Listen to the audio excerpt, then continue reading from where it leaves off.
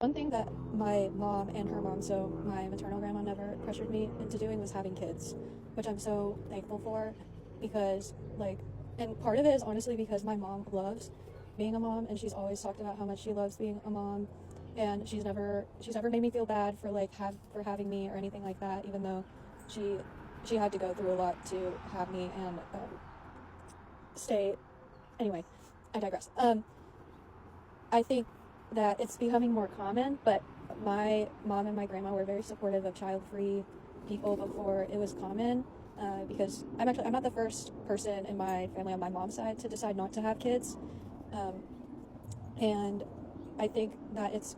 going to just become more common, or like older women.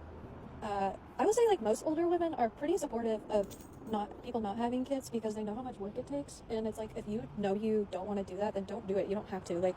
it's just like the societal standard that we're supposed to have kids. But then like once you look into like what are all the reasons that people have kids, pretty hard not to find a reason that isn't selfish, or um, like the most common reasons that you hear from people who aren't child free or childless for like having kids, it always tends to be about them. It's not about providing a better life for the child or being, I mean, sometimes it's like, oh, you'll never understand love until you have a child, or like, especially boy moms who are like, you'll never understand love until you have a son, which that's a whole other conversation to go into. But yeah, but I also want to bring in the fact that like, I feel like boys growing up are not like were never pressured the same way to have children, obviously because like they're not the ones giving birth. But to like my brother, even if I was told like you need to have a child growing up, which is interesting because my like parts of my immediate family were like you don't have to do that, but every week when I was in church they were telling me that I should be a mother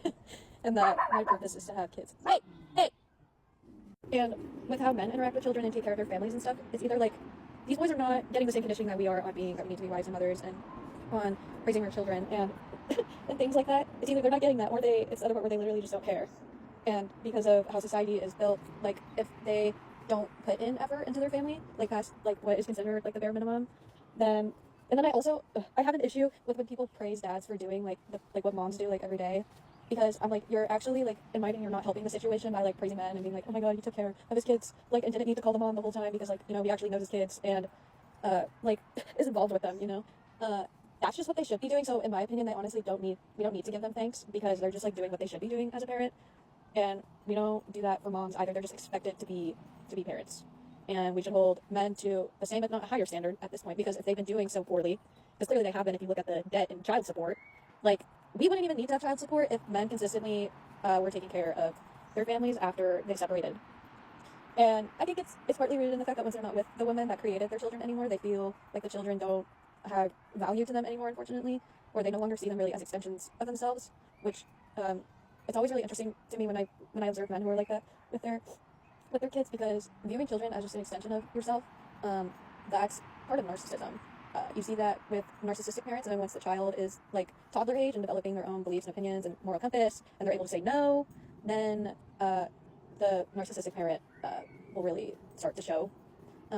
because they want their children to be exactly like them a lot of the time. But yeah, I don't think we should be